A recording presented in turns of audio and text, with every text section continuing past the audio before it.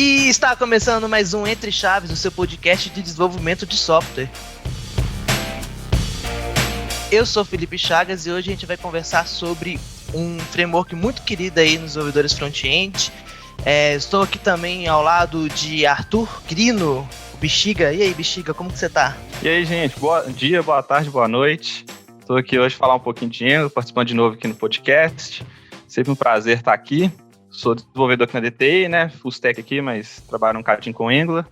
E também estou aqui do lado do parceiro aqui, o Alisson Soares. E aí, Alisson? E aí, bom dia, boa tarde, boa noite. Sou o Alisson, né? Trabalho aqui na DTI também com desenvolvimento full stack. Gosto do crushzinho por front-end. É prata no Valorant. Vamos dar uma expose aqui. Exposed. E gosto bastante aí de desenvolver em Angular. Um frameworkzinho preferido meu. E estamos aqui também com o Jotinha, né? Do grande J. Renan. Fala aí, Jota. Bom dia, pessoal. Bom estar aqui de volta no podcast. Hoje estamos super bem acompanhados. Trouxe um pessoal aí da Guilda de Front-End, da DTI, que é um grupo de pessoas que tem interesse em front-end. E temos aí a Thaís. Oi, Thaís. Ei, pessoal, tudo bom? Eu sou líder de desenvolvimento aqui na DTI e trabalho com React. Não trabalhei com Angular ainda e estou aqui para aprender um pouco mais sobre ele. Veio trazer uma visão diferenciada aí para nós. Também estamos com o Thiago Rezende. Se apresenta aí, Thiagão. Oi, Jotinha, meu nome é Thiago. Eu vou tentar falar um pouco aqui da lib mais utilizada do mercado aqui. Então é isso aí, né, gente? Falei que a gente vai conversar sobre um framework muito querido, mas eu não contei qual que é. Mas vocês já devem estar sabendo aí, nós estamos falando sobre o Angular, né? Que parece que nasceu há 257 anos atrás, mas na realidade começou em 2016, né, gente? Quem quer contar um pouco pra gente da história desse framework? Ninguém, né? Ninguém quer contar. Bom, galera, a gente sabe que o Angular, ele surgiu aí já faz uns bons anos, mas ele passou por um caminho muito longo já nesses anos. Então, ele surgiu lá como o AngularJS, né? E eu conheço muita gente que não sabe, mas o AngularJS é diferente do Angular. Então, na segunda versão, quando o AngularJS passou para a versão 2.0, ele se passou a chamar Angular. E aí, houve o que eles chamam, né, de breaking change. Houve muitas mudanças, a estrutura de fluxo dos dados nas aplicações mudou completamente, e desde então, o AngularJS passou a se chamar só Angular. Hoje em dia, o pessoal diferencia pouco os dois, porque o mais adotado de fato é o Angular, e o AngularJS deixou de receber updates tão frequentes assim. Mas é isso, hoje nós estamos na versão 10, se não me engano, do Angular já, e ele tem um grande poder de processamento junto com outras frameworks e bibliotecas que compõem aí essa grande suite de ferramentas que você consegue usar dentro do Angular, né? Por exemplo, o SJS, para você poder usar um pouquinho ali de programação reativa, e até hoje essa biblioteca, né, que é mantida pela Google, biblioteca não, framework, porque eu sei que o pessoal do front-end gosta muito dessa briga. O pessoal gosta muito dessa sintaxe que o Angular tem de usar coisas reativas, que é diferente de outras libs por aí. Até só complementar na parte da versão, assim, a gente vê muito no mercado, às vezes colocando o Angular 2+, por exemplo, só para indicar que é esse Angular mais novo, assim, para diferenciar. E até no comecinho, assim, quando o povo falava muito assim, você trabalha com Angular JS ou Angular 2 ou Angular 4, aí acho que à medida que foi saindo versão, acho que a cada 6 meses, a versão nova, mais ou menos, então hoje em dia tá meio que virou só o Angular mesmo, assim, o oficialzão, né? Esse mais... Inclusive ele não teve versão 3, né? Eu acho que tinha alguns pacotes que tinham o V3 no nome, na versão do pacote, aí para evitar confusão eles inclusive pularam do 2 pro 4.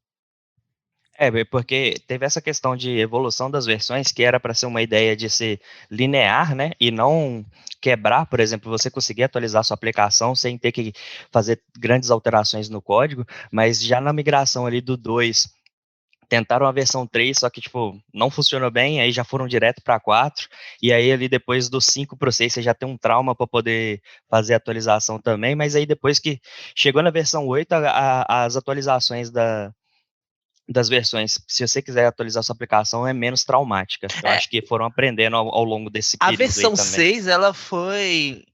Óbvio, ela não foi uma quebra, igual uma mudança do AngularJS para o Angular, mas ela mudou, ela definiu a cara do Angular, né?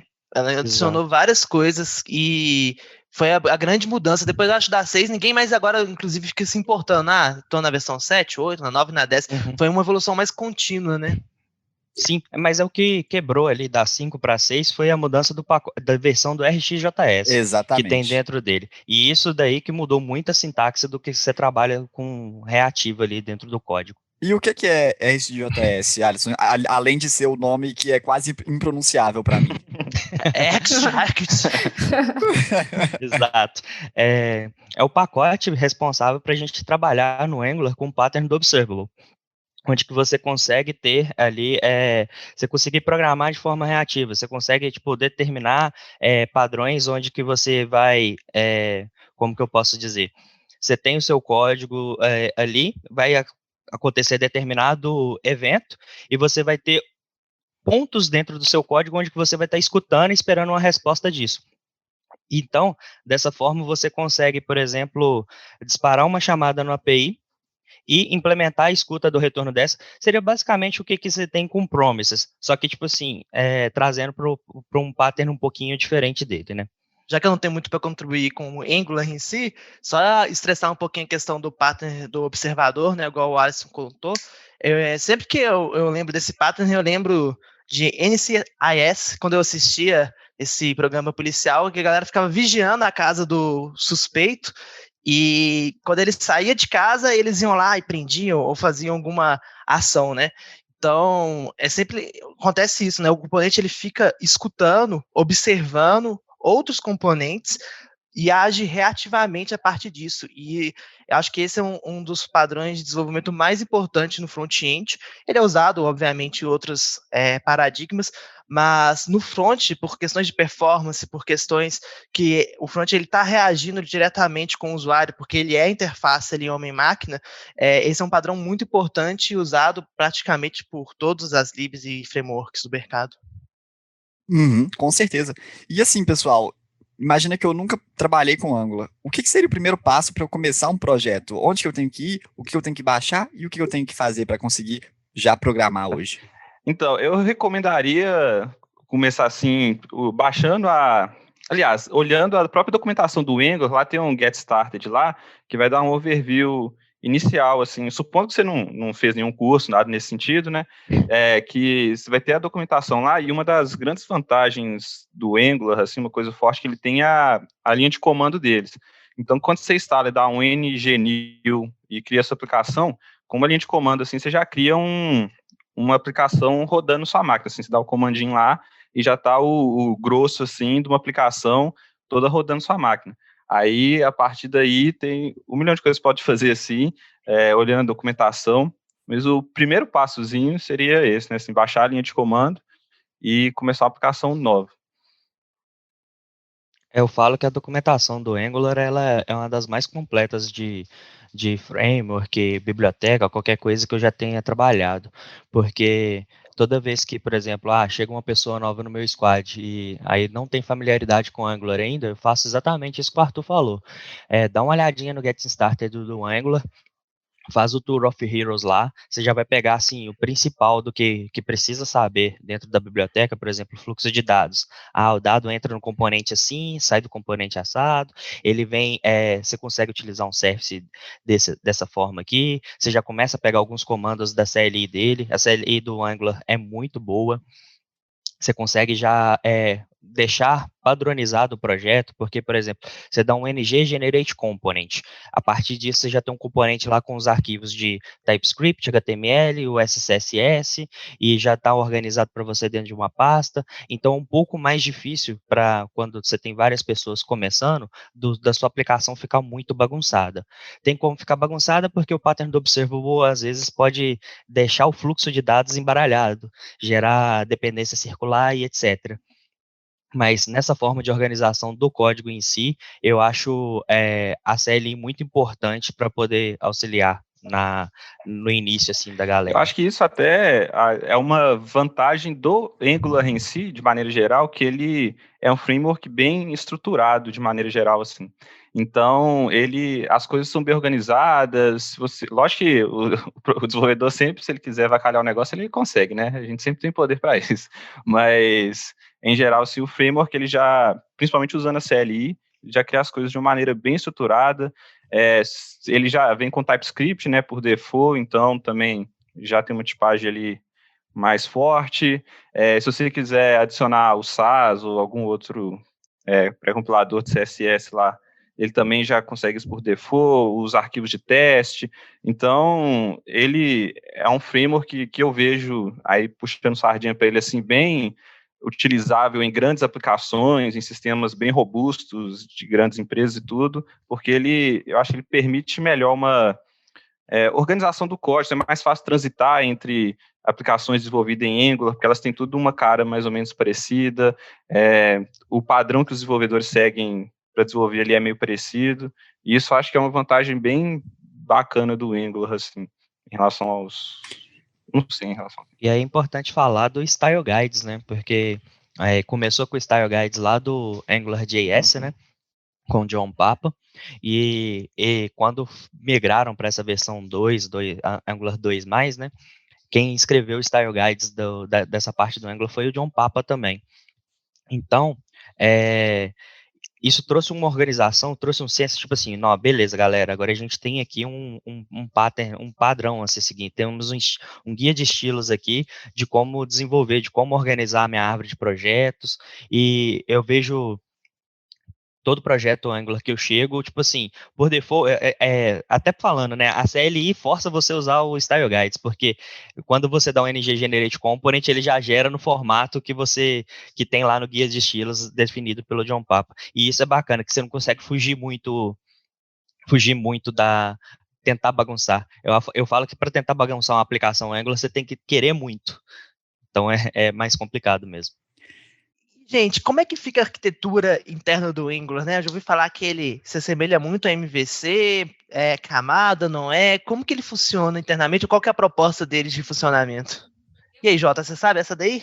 Eu acho que esse paralelo existe porque nós temos, por exemplo, o conceito de serviço no Angular, né, que é geralmente onde é tratado ali a parte de HTTP requests ou então lógicas que abranjam vários componentes, mas eu não chegaria a dizer que é uma arquitetura MVC de fato, ela é muito mais parecida com uma arquitetura de componentes, mas ela utiliza, assim, algumas entidades que têm nomes tradicionais, né, então você tem um service que atua aí nesse caso.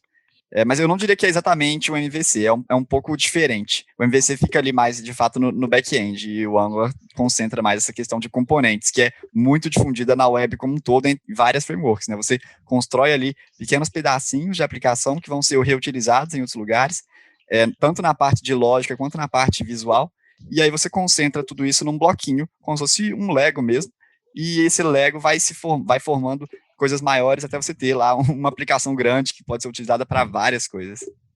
Eu já ouvi até fazendo um paralelo com, tipo assim, MV asterisco, porque não necessariamente controla, né, tem outros tipos que pode completar essas siglas, mas porque o Angular ele tem o template, que seria o HTML dele, ali parecido, fazendo paralelo com a view, o model também, você pode criar o seu modelo lá de dados, usando principalmente o TypeScript, ter lá uma interface, uma coisa nesse sentido, e esse asterisco, poderia ser o controller ou alguma outra coisa assim, seria a parte que tem o componente mesmo em si, com o TypeScript ou com os serviços. Então seria tipo assim, um paralelo com esse MVC ou MV alguma coisa, mas assim, eu acho que a linha que o Jota falou é mais... Eu acho que forçar para colocar no MVC, alguma coisa assim, seria só forçar a barra para encaixar.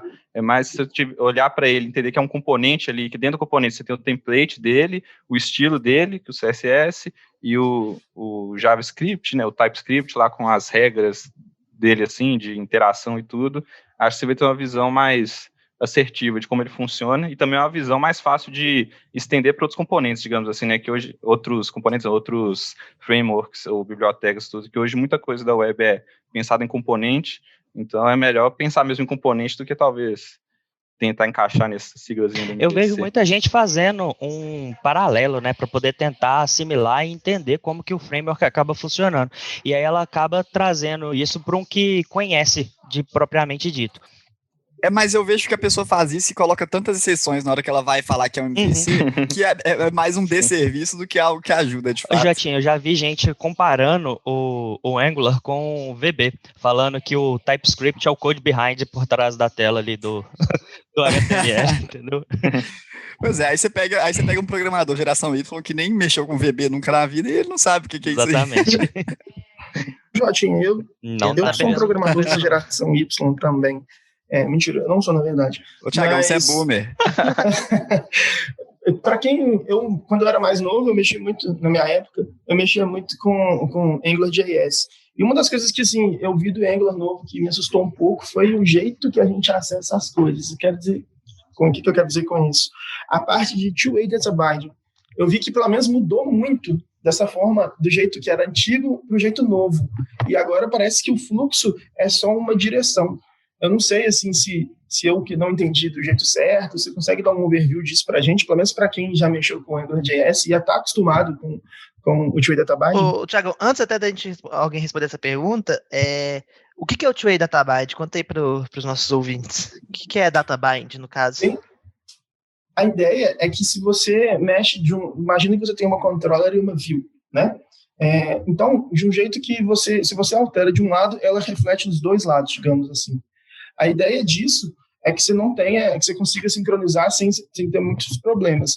O grande lance que eu lembro que eu vi quando mudou, foi para o Angular 2, é que isso causava muitos problemas de performance. Principalmente quando você tinha modas muito grandes e muitas regressões dentro da página. Aí, assim, eu vi que a galera usa muito a ideia de banana dentro da caixa. Eu nem sei de onde surgiu esse nome, assim. Só que para mim ficou um pouco confuso, assim. Eu que vinha lá do AngularJS, assim, antes eu só igualava uma coisa a outra aqui e estava funcionando. Agora a gente faz isso e ele não atualiza a página. Assim, agora não, né? Eu não cheguei a trabalhar muito com AngularJS, então não sei fazer o comparativo, mas falando do Angular atual, dá para fazer tanto o one-way bind, né, tipo, com só de um lado para o outro, assim, do HTML, por exemplo, para o TypeScript, ou o TypeScript para o HTML, e também o two-way, que seria esse banana in the box, né, banana na caixa, porque um caminho é colocando parênteses, o outro caminho é colocando colchete.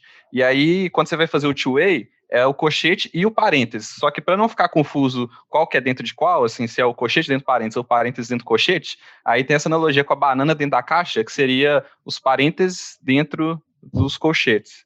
Aí fica o desenhozinho assim, imaginário, né? Você forçar bem a barra assim, imaginar que é uma caixa, uma banana, você consegue ver os colchetes, os parênteses dentro do colchete para fazer esse two-way data bind. Então, hoje, assim, dá para fazer dos três jeitos, né? Assim, tanto o HTML respondendo ao TypeScript, o TypeScript respondendo a uma interação do HTML, quanto o two-way, né? Que seriam os dois caminhos.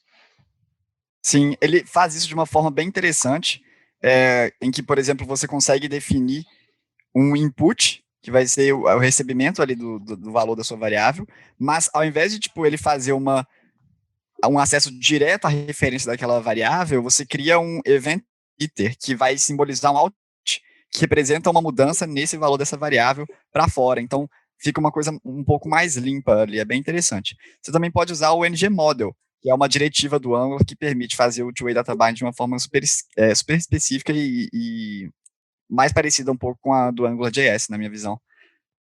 Mas aí, por exemplo, se eu tenho um que a gente chama lá de ngIf dentro de uma div, e esse ngIf depende de um ngModel, se eu atualizar o ngModel do lado do meu componente, ele já vai fazer o ngIf funcionar, certo? Certíssimo. Ficou satisfeito com a resposta? Eu fiquei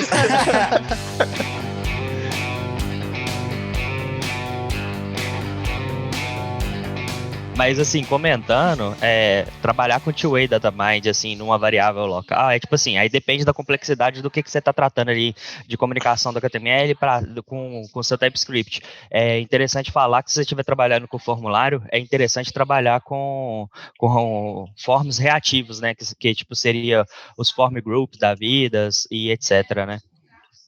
Mas, Alisson, Voltando ao assunto do Trade Data que ainda tem um pouco de dúvida, se eu estiver atualizando várias vezes o mesmo model, significa que o Angular vai desenhar várias vezes a mesma tela? Digamos assim, se eu tiver um for e eu estiver alterando o Trade Data lá dentro, então pode ser que eu tenha um problema de performance? Sim, é porque o Angular ele trata um pouco diferente, né, de outras libs aí, o ciclo de vida dos componentes. Quando ele vê que uma variável de fato alterou o seu valor, ele vai fazer o repainting da tela. Então, isso aí pode sim trazer problemas de performance. Eu tô com a documentação do Angular aberta aqui, e eu vi uma coisa interessante, que eles colocam lá que o two-way data binding, a sintaxe do two-way data binding, é só um açúcar sintático para um binding de propriedade e um binding de evento, né? O binding de evento, ele é basicamente o output. É quando um componente altera o valor de uma variável e quer emitir isso para quem quer que esteja executando. E o input é o recebimento de um valor por parte desse componente. Então, o two-way data binding, o Banana in the Box, é um açúcar sintático que já concentra, de fato, essas duas coisas diferentes. Mas qual que é a banana e qual que é a caixa? Cochete é quadradinho, é a caixa. O parênteses é a banana. O cochete, então, teoricamente, eu teria colocado um evento dentro de um... Você está criando um evento e um input que tem o mesmo nome, basicamente. Só que um é uma coisa e o outro é outra coisa. Legal. A entrada e a saída, né? E aqui, gente, vocês estão aí falando das coisas boas do Angular, vocês que já trabalharam algum tempo com ele, quais são os problemas, né? Isso aí já está citando alguma questão de performance que essa forma de fazer o bind dos dados pode ocasionar, se for feita mal feita. Mas e outros problemas que vocês já tiveram? Como que é testar o Angular? É bom, não é? Qual é a pedra no sapato quando vocês estão trabalhando com o Angular? O primeiro ponto é você tomar cuidado com dependências circulares. O que seria isso? Por a gente trabalhar muito com esse pattern do observable, seria, por exemplo, você emitir um evento que triga ali vários assinantes e, por algum motivo, esses assinantes trigam um evento que originou ele, entendeu? E aí você fica na dependência circular ali e aí acaba perdendo performance na tela. Além de, tipo assim, você nunca saber a origem do bug. Então tem que tomar muito cuidado quando você está trabalhando com pattern do observable para isso não acontecer. Porque uma vez que acontece, você, tipo assim, é como se você estivesse tentando desembaraçar ali um monte de novelo de lã ali que tá todo embolado, cheio de nó. O máximo de ajuda que você vai ter é quando, de repente, o seu Chrome tá sem memória lá, e você vai ver, a stack foi excedida, enfim, tá tudo travado, é bem engraçado. Eu acho que, por outro lado, também, uma coisa que é um ponto positivo do Angular também é uma pedra no sapato, que no caso seria a estruturação maior das estruturas mesmo dentro dele, né? Você tem uma flexibilidade menor, porque a forma como a framework trabalha já é mais definida, então você não pode sair muito daquilo ali. Então, às vezes, quando você quer criar componentes ou criar novas estruturas, você tem que respeitar as coisas pré-existentes no Angular e seguir as regras que ele já define. Isso pode ser um pouco chato, mas ajuda a manter uma coesão geral. No geral, ele não é bom para uma aplicação pequena, se você for pensar. Porque é como se fosse te dando um tiro de bazuca numa formiga, entendeu? Porque é o famoso boilerplate. ele vai ter muita coisa para você fazer, tipo assim, uma telinha. Às vezes não compensa, sabe?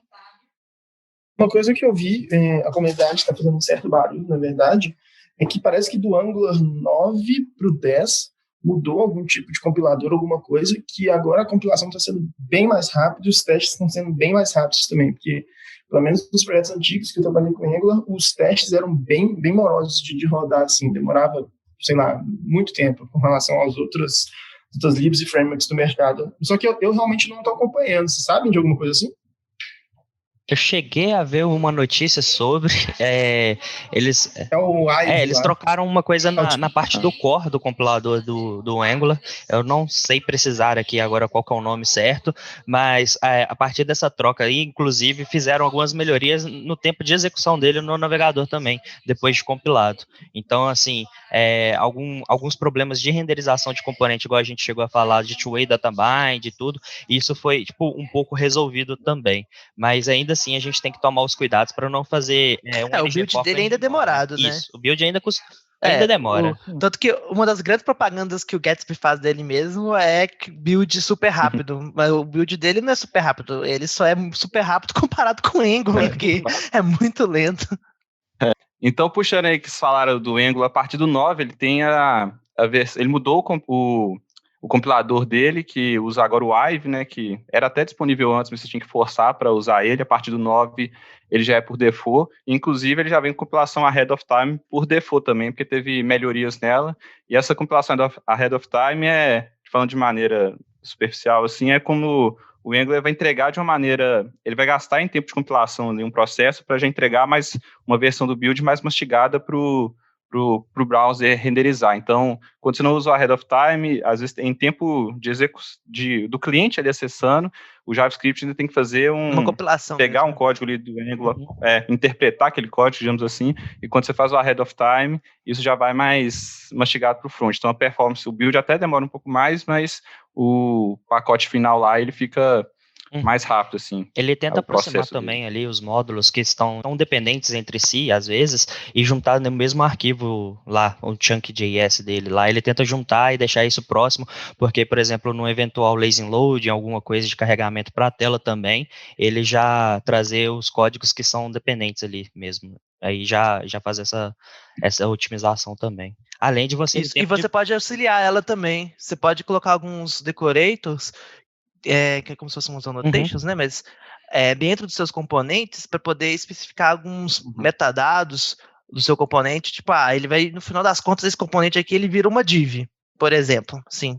Porque como o componente ele é montado em tempo de execução, ele vai ter ifs ali, mas você pode saber que, independente do, digamos, resultado da avaliação, dos branches, né, de avaliação que tem dentro do seu código, ele vai virar uma div. Então, você já pode colocar isso num template usando um decorator, e o Ahead of Time vai utilizar isso para otimizar a execução dele dentro dos clients. Então, inclusive, você pode trabalhar auxiliando o compilador do Ahead of Time. E parece que nessa versão, eu não sei, mas eu acho que o Karma, que seria a suíte de testes, continua, né? Ah, sim. Na verdade, tipo assim, é a sugestão. Quando você dá um ngNew app lá, por exemplo, ele vai deixar o Karma e, se eu não me engano, o Jasmine também lá junto, por default. Mas, se você quiser, é igualzinho. Tipo, você tem o SCS, você tem o SAS por default também como pré-compilador de CSS, mas se você quiser trocar pro LESS, não façam isso, mas se você quiser trocar, pode trocar. E a mesma coisa você pode fazer com o Karma, você pode substituir ele pelo Jest também, para poder fazer a utilização de uma lib diferente, por exemplo, de testes. A sugestão, tipo assim, eu te dou aqui o que o Jota falou lá, o boilerplate, né? Tipo, já tem aqui o inicial para você conseguir trabalhar. Aí se você, olhando documentação, olhando tudo, você já vai acostumar com aquele ambiente. Mas se você vem, por exemplo, do React ou está acostumado com outra suíte de teste, por exemplo, você pode ir adaptando e colocando para aquilo que você já está acostumado. Então, pessoal, tendo do ponto de vista do React, que a gente geralmente tem uma liberdade maior, né, para escolher as abordagens, vocês comentaram que o Angular a gente precisa usar TypeScript e o RxJS, por exemplo.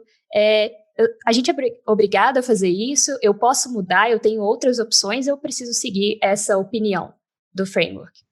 O TypeScript não tem como fugir, o que para mim é um acerto. Claro que existe uma curva de aprendizado grande ali para quem nunca viu. Na verdade, nem tão grande assim, mas existe uma curva de aprendizado, claro. Mas, do meu ponto de vista, é uma boa prática você usar TypeScript nos projetos, especialmente se forem projetos grandes, né? No qual um dia pode ser que você perca o controle das coisas, exatamente. A curva de aprendizado, sempre tem a galera que sai tacando N em tudo, né? Fala assim, eu não quero usar TypeScript, sai tacando N vai lá em tudo. E transforma o TypeScript em um JavaScript, na prática. Exatamente. Sobre o SAS, é possível, eu acho, você usar assim o Vanilla CSS e também usar outros pré-processadores, né, como o LESS. Mas o mais usado, de fato, é o SAS. Ele tem esse boilerplate de, às vezes, você aprender ali como é que ele usa, como é que você usa ele, mas, no final das contas, ele também é entre aspas, um superset do CSS. Então, você pode usar todos os conhecimentos que você já tem de CSS, e se você preferir não colocar nada, de fato, do SAS ali, você também pode, né? Agora, uma coisa de não usar RxJS, que eu não consigo pronunciar essa palavra, uma coisa de você não usar ele, é que você meio que está jogando contra uma parte fundamental do Angular. Lá na própria documentação, a galerinha do Angular fala que o RxJS é uma peça muito consolidada dentro dos internos da framework e do modo como você deve usar o fluxo de dados. Então, lutar contra e tentar fazer uma programação mais imperativa ali, realmente é remar contra a maré dentro do uso do Angular. Então, assim, é possível, claro, e você usar minimamente. O único lugar que eu vejo que isso seria obrigatório, por exemplo, é ali na parte de fazer requests HTTP, no qual a entidade responsável por fazer a request e receber a resposta é um observable, né, do RxJS, mas você não precisa usar ela de fato em todos os lugares de dados na sua aplicação. Mas de novo, é remar contra a maré. No React eu realmente vejo que você tem muito mais liberdade, né, para escolher as coisas, assim. O que é um benefício e um malefício, né? Sim. Uma outra pergunta que eu tenho é sobre o core do Angular, né? Ele já traz funcionalidades prontas para o desenvolvedor, e o quanto esse core atende às necessidades, no sentido de eu consigo resolver a maioria dos meus problemas, das minhas demandas com o core, ou é normal também usar bibliotecas da comunidade, como acontece no React? E como é essa comunidade? Eu acho que a grande maioria dos problemas você consegue assim, resolver com o que o Angular já te fornece. Mas não vai ser 100%. Vira e mexe, você tem que baixar uma biblioteca específica para alguma coisa específica assim, da comunidade que você quer tratar. Assim. Ou seja de estilo, um componente específico, alguma regra específica. Mas assim, o grosso mesmo, o Angular já te dá bastante coisa. Mas assim, aí comparando com o React, por exemplo, eu vejo isso que é bem diferente. Assim, o React é muito mais, você tem muito mais liberdade, você escolhe um tanto de biblioteca de outras coisas diferentes, assim, porque o Angular é um frameworkzinho já mais mastigadinho, assim. Então, eu acho que grande parte você consegue fazer com o que o Angular já fornece, mas também ele é aberto, né? Você pode colocar outras bibliotecas lá, usando o NPM lá, normal, adicionar. Então, tem sim, assim, dá para usar outras coisas, mas o que ele te dá, eu acho que já resolve, sei lá, uns 90% da sua vida, assim, eu diria. Eu acho que é um pouco do autocontrole também, né? Porque eu tenho uma biblioteca aqui tipo, já vi uma biblioteca que só checa se o número é par, entendeu? E aí depois teve um carinha que foi lá e colocou se a biblioteca é ímpar e ele deu um note na biblioteca que é par. Tem que tomar cuidado com esse tipo de coisa também, porque às vezes por qualquer coisa você vai lá e dá um npm install. Eu acho que resolve, igual o Arthur falou, resolve a maioria dos cenários. Normalmente você acaba utilizando ali o setup inicial, vai ser o Angular com a caixinha dele, aí talvez você vai baixar ali um Angular Material, por exemplo, para poder já aproveitar um grande conjunto de componentes que tem dentro, que já é a própria implementação do Material, e de resto você vai vendo ali de acordo com a sua necessidade, mas por exemplo, no último projeto que eu atuei, eu tive que baixar, acho que só o Moment para poder lidar com datas, porque vamos combinar. É chato lidar com data no JavaScript, é chato lidar com data no TypeScript também. Eu acho que uma coisa importante é sempre ler os pacotes que você está instalando também, né? As pessoas elas instalam sem nem ter noção do código que estão colocando dentro com certeza, da aplicação delas. Mas, por exemplo, uma coisa que eu acho que é muito notável de diferença entre o Angular e, por exemplo, o React, é que no React, assim, isso entra muito na questão de, é framework ou é biblioteca, enfim. O fato é, no Angular, por exemplo, você já tem ali no core a parte, por exemplo, de rotas, né? Mas no React, não, você tem que instalar uma lib para cuidar só da parte de rotas. O Angular, ele te dá uma estrutura ali muito mais pronta, sem ter que depender tanto de várias bibliotecas, né? Ele te oferece mais coisas por default. E aí, de fato, você vai utilizar bibliotecas da comunidade, que é muito ativa, né? Para poder fazer coisas mais específicas. Então, inclusive, o próprio Angular Material, que eu diria que é a biblioteca mais utilizada, assim, né? Que não está dentro do core ali do Angular, ela é mantida também pela galera da Google, não é? Tô falando bobagem? Não sei. Mas, assim, a comunidade é muito ativa. As pessoas falam que está acabando, né, o Angular, mas eu diria que não. Assim, ainda é muito forte a comunidade e ela consegue bater bastante de frente ainda com a de React. Até pegando o gancho dessa fala sua, Jota, fazer uma última pergunta aqui, antes que os fãs de Angular façam esse programa ser gigante, sobre o próprio futuro mesmo do framework, né? Porque tem até aquela página muito famosa, o Kill by Google, que mostra todos os produtos que a Google já matou ao longo da vida dela, e existe essa preocupação. E aí, o suporte para um Angular vai continuar? Não vai? Como que vocês enxergam aí o futuro dele? Ó, já que você tá querendo que o programa acabe logo, Chagas, eu vou dar então uma resposta assertiva, tá? Eu te garanto que em 100 anos não vai ter mais Angular. Talvez 50, né? Já sejamos acertados. Mas eu acho que o Angular ainda dura um tempo. Mas é muito difícil, né, fazer esse tipo de previsão. Ele não é a framework mais usada ou que mais querem passar a utilizar aí pela comunidade, de acordo com aquela pesquisa do Stack Overflow que eles fazem. Que é o jQuery, inclusive, o mais usado, fica a mais popular. Real, tá? Mas eu ainda vejo que ele tem um longo caminho, até porque muitas aplicações grandes já estão em Angular, então é uma coisa que o mercado não vai acabar de uma hora para outra o uso do Angular. Né? Eu vejo como algo que pode durar, mas é claro, isso não é motivo nenhum para você só aprender Angular e achar que isso vai funcionar para o resto da sua vida. Claro que eu acho que a gente até falou isso em alguns episódios, o mais importante é entender front-end, HTML, CSS, JavaScript / TypeScript, né? Isso que é o que talvez vai ter uma duração, talvez nem dure 100 anos, mas que dure aí pelo menos mais algum tempo. Ó, que já tem 30 anos, hein? Gente, eu agradeço aí a presença de todos vocês. Fica aí o convite para os nossos ouvintes. Episódio da semana que vem a gente vai ter uma continuação, não de Angular, mas vamos falar de um outro framework também queridinho, um tal de React. É framework? Então fica aí já. Biblioteca? No próximo episódio.